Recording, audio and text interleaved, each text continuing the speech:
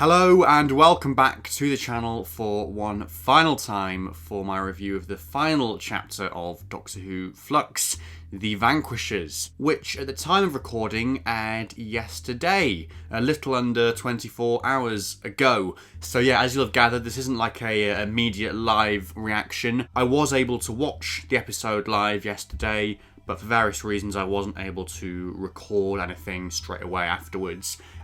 Which I think actually has sort of been a bit of a blessing, really, to be honest, for reasons that I'll go into. But yeah, basically now I've had the time to watch the episode again, time to sleep on it, time to think about what I really think about it, because I still don't really know what I think about it and what I make of it, really.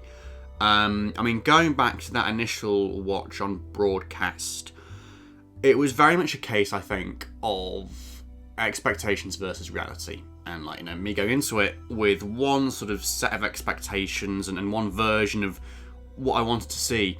And what they delivered wasn't quite that. I'll just say right from the off, that I was expecting this episode, this finale, to spend a lot more time on the Doctor's past than it did.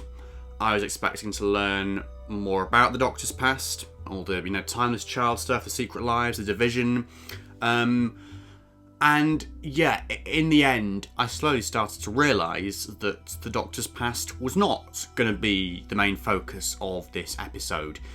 Far from it, actually, because there was just so much else going on, and I was kind of thinking to myself, okay, yeah, I see what's going on here. I see what's going on.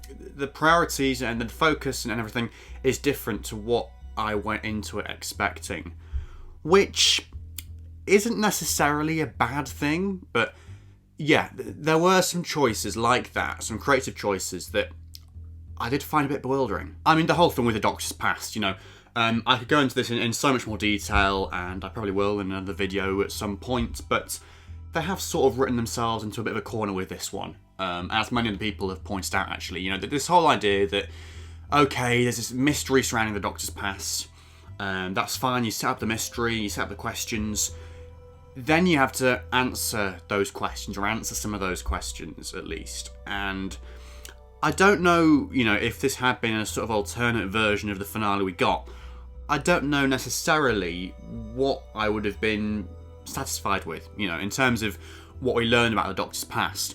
I don't know what would have sort of ticked those boxes for me, because it's a massive, sort of perennial problem here. How can you reveal stuff about the Doctor's past? How can you make it work without revealing too much, and while still keeping that air of mystery to the character?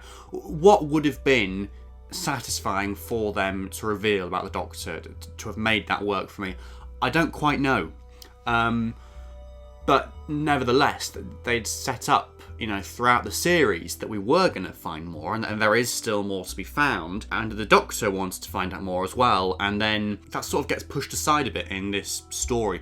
I mean, yes, we end the story with the Doctor, I suppose, in a sense, having regained her memories. She doesn't know what they are, but in having retrieved the fob watch, which contains the memories, she has, in a manner of speaking, sort of retrieved those memories as well. She doesn't know what they are. She's deliberately chosen not to look inside the watch, which was a bit of a curveball. I'm not quite sure how I feel about that one.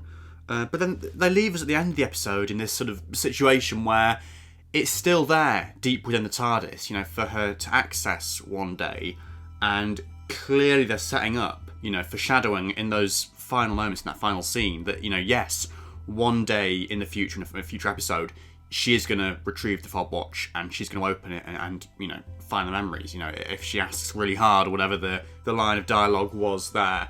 So it kind of makes you wonder what the cost will be that makes her get to that point where opening the fob watch seems a good idea to her, and seems like something she wants to do, or maybe she's forced to do. I don't know. But yeah, that's been a massive ramble, the first part of this video, about all the stuff with the Doctor's past. I don't know, I just feel like that should have been dwelt upon a bit more, really. But then at the same time, I don't quite know what I would have preferred to what we got. I don't know how you would have brought that all to a satisfying head. I mean, with Swarm and Azure as well, they sort of just got disintegrated or something, or ascended up into heaven or something to time, I don't know. Yeah, I wanted a bit more from them, really. You know, I liked what we got in this episode, particularly with Azure. She got her moment in the spotlight, which she hasn't really had in the past 5 episodes, really. Just that little moment between her and the Doctor where they have a proper little conversation together, which I really liked.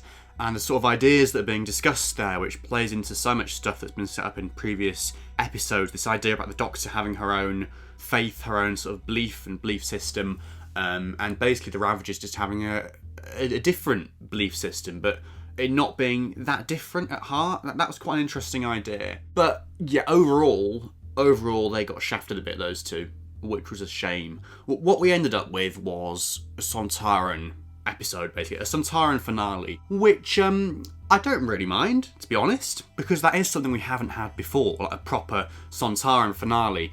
Certainly not in New Who.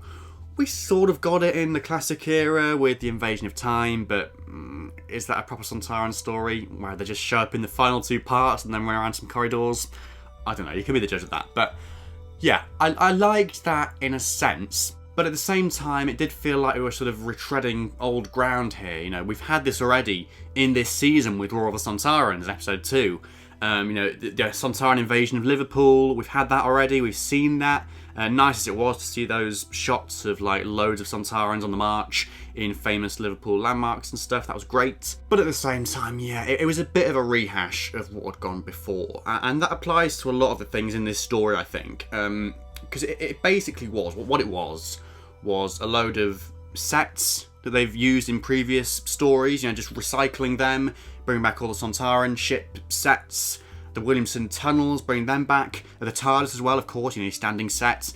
The episode basically consisted of scenes in those 3 locations and a couple of others as well, but predominantly those 3 locations. The Sontaran costumes as well, obviously being recycled from earlier in the series, recycled characters, or recycled, I don't know if that's the right word, but a load of characters we've seen in the past in previous episodes, you know, like Claire, for instance, and Jericho obviously as well, and Joseph Williamson, and all these characters, Belle and Vinda and Carvanista. Yeah, I don't know how I feel about it, because on the one hand, it was genuinely great to see all those characters together and assembled and in the TARDIS, like this massive TARDIS team, like the ultimate overstuffed TARDIS team of the Chibnall era, because obviously this is a trope from the past 2 seasons. I don't mind that really. It was quite endearing. It's quite nice to have another TARDIS team like that, composed of, like, you know, 10,000 people. But yeah, I don't know. I think just overall, it felt like a bit of a retread of stuff that had gone before in the series. It didn't really deliver anything new, any new shocks or surprises, and, you know, perhaps that's good in the long run. You know, perhaps it's good that it just focused on tying things up in a sense, but then it doesn't tie everything up because, you know, the Doctor's memories are still left hanging. Kate Stewart is still left hanging. You know, she didn't get much to do in this episode at all either, which was a bit of a shame. You know, after her brilliant reintroduction last week in that little 1 scene or 2 scenes last week, and then you basically get the same thing here where she's limited to just a couple of scenes, and then she just like parts ways with the Doctor and, oh, I'm going to see you again, yeah. Little hints at one of the specials in the future. So they're holding that back clearly for one of the specials, and they're holding back some stuff to do with the Doctor's past as well for the specials, but then I don't know how far they're going to go with it. I don't know what to expect now, really. I think my expectations for what comes next are just sort of, I'll take whatever, you know, in the best way possible. I'm not trying to be negative about this. I didn't dislike the episode. It just delivered different things to what I was expecting. I mean, there were some great things, like the whole idea of Jodie's Doctor being, I think, trisected is the word, where she was sort of split into 3 different versions of herself. That's like the ultimate personification of her Doctor, her sort of scatty nature and talking to herself and stuff.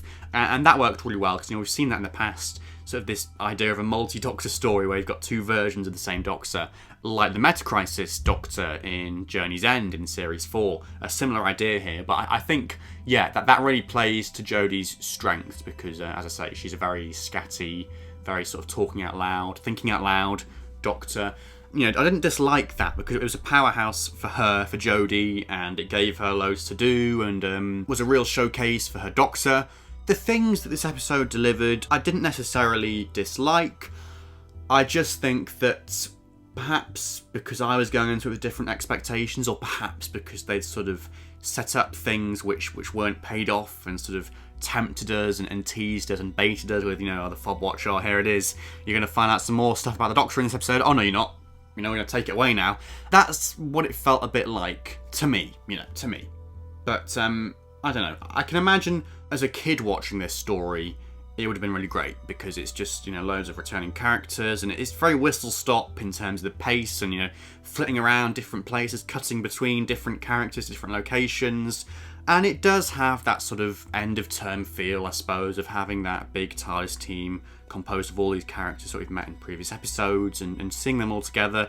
There is a sort of certain thrill that comes from that, I think. So yeah, that would be my thoughts on it, I think, overall. I mean, yeah, you'll have been able to tell from what I've been saying and from the tone of my voice and stuff that I wasn't quite as sort of enamoured by this instalment as previous instalments and previous episodes of Doctor Who just generally. It is one that I've had to sort of rewatch, and you do appreciate it a bit more, I think, going into it, knowing what to expect and what not to expect, and just learning really to appreciate it for what it is rather than what it isn't, because at the end of the day, there's no point moaning about it because, yeah, there's no point doing that. And, if you enjoyed this, great. I'm not trying to rain on anyone's parade or anything.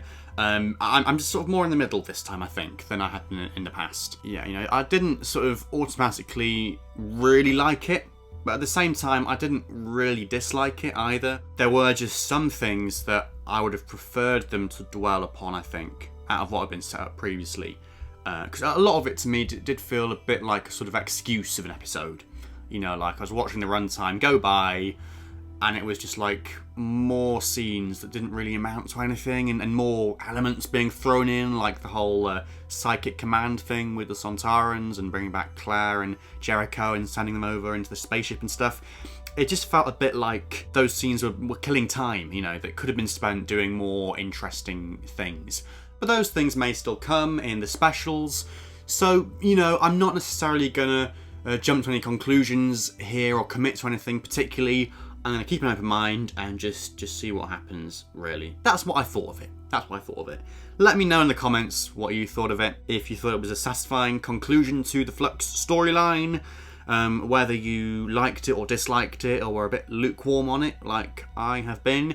And yeah, I will see you again soon for more videos, whatever they may be. There will be an Everything You Missed for the Vanquishers for this story, although I'm not quite sure how long that's going to be, because having now watched it twice, there really aren't that many references back to previous episodes and to continuity, beyond stuff that's just referencing the Flux storyline itself. But nevertheless, that will come to complete the set of those videos. I'll be doing some stuff about the New Year's special as well, of course. I'll give my thoughts on that perhaps in another video based on what we know about it so far. My thoughts on the trailer and the synopsis and what's going to happen there. And my thoughts on the Bronze Daleks making yet another appearance. Yeah, I'll talk about that in more detail elsewhere, I'm sure. But anyway, I've rambled on long enough now. So thank you so much for watching this video, and until the next one, goodbye for now.